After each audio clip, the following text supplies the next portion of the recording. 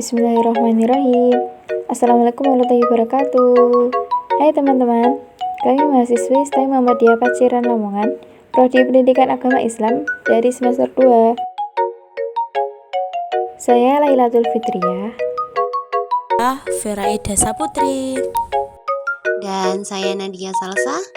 Kami dari kelompok 9. Kali ini akan membahas tentang hadis mardud. Video ini dibuat bertujuan untuk menyelesaikan tugas mata kuliah studi hadis. Dosen pengampu Ibu Zaira Rahma, SHUM MPDI. Sayang, ada pesan baru. Woi, pesan baru nih. Baiklah, untuk pembahasan hadis mardud, yang pertama tentang definisi hadis mardud, yang kedua sebab ditolaknya hadis mardud, yang ketiga hukum hadis mardud, dan yang keempat macam-macam hadis mardud. Latar belakang ditinjau dari segi kualitasnya. Hadis terbagi menjadi dua, yaitu hadis makbul, hadis yang dapat diterima sebagai dalil, dan hadis mardud, hadis yang ditolak sebagai dalil-dalil. Hadis makbul terbagi menjadi dua, yaitu hadis sahih dan hasan. Sedangkan yang termasuk dalam hadis mardud salah satunya adalah hadis dhaif. Semuanya memiliki ciri dan kriteria yang berbeda kualitas kesahihan. Suatu hadis merupakan hal yang sangat penting, terutama hadis-hadis yang bertentangan dengan hadis atau dalil lain yang lebih kuat. Pembahasan selanjutnya adalah definisi hadis mardud. Hadis mardud menurut bahasa berarti ditolak atau tidak diterima. Sedangkan menurut istilah, hadis mardud adalah hadis yang tidak diyakini dengan kuat kejujuran para periwayat yang meriwayatkannya. Hadis yang ditolak untuk diamalkan atau dijadikan sebagai hujjah dikenal dengan hadis mardud, yakni antonim dari istilah makbul. Karena hadis makbul menurut jamhur ulama memaknai hadis makbul sebagai hadis yang wajib diamalkan. Di sini kami juga mempunyai pembahasan tentang sebab-sebab ditolaknya hadis mardud. Sebab-sebab ditolaknya hadis mardud dapat dikategorikan menjadi beberapa jenis, yaitu kekurangan pada perawinya, kekurangan pada sanadnya, dan juga kelemahan pada matannya. Selanjutnya yakni hukum hadis mardud.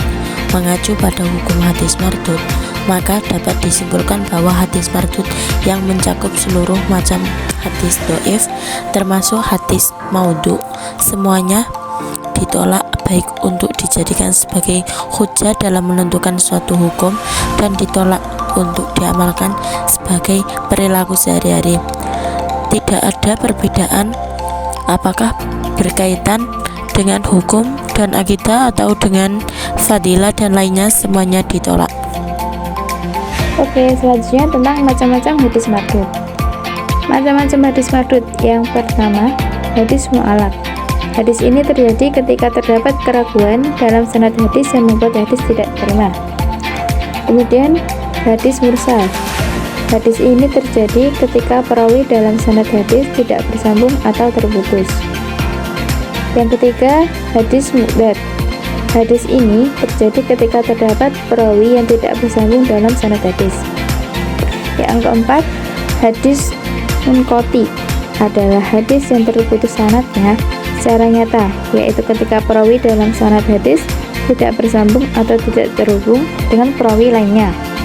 Yang terakhir, mudalas, yaitu sesuatu yang disembunyikan aibnya. Biasanya dilakukan oleh seorang penjual yang memiliki barang dagangan yang cacat, lalu dia menyembunyikan cacat itu dari pembeli supaya dikira sebagai barang yang sempurna.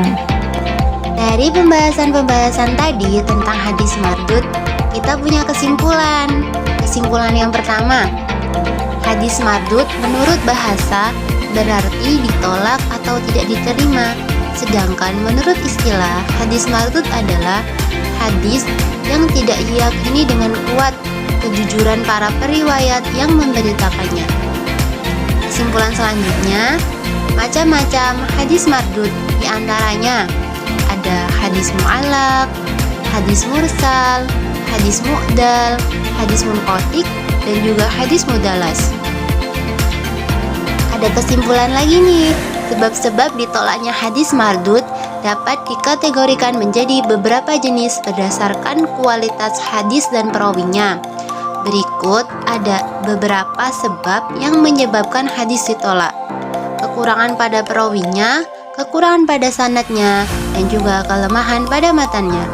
Kesimpulan yang terakhir, hadis mardud ditolak baik untuk dijadikan sebagai hujah dalam menentukan suatu hukum dan ditolak untuk diamalkan sebagai perilaku sehari-hari. Kamu bapak ini. Ya sudah, pakai dulu. Teman-teman, jangan lupa like, share, dan komen ya. Terima kasih. Assalamualaikum warahmatullahi wabarakatuh.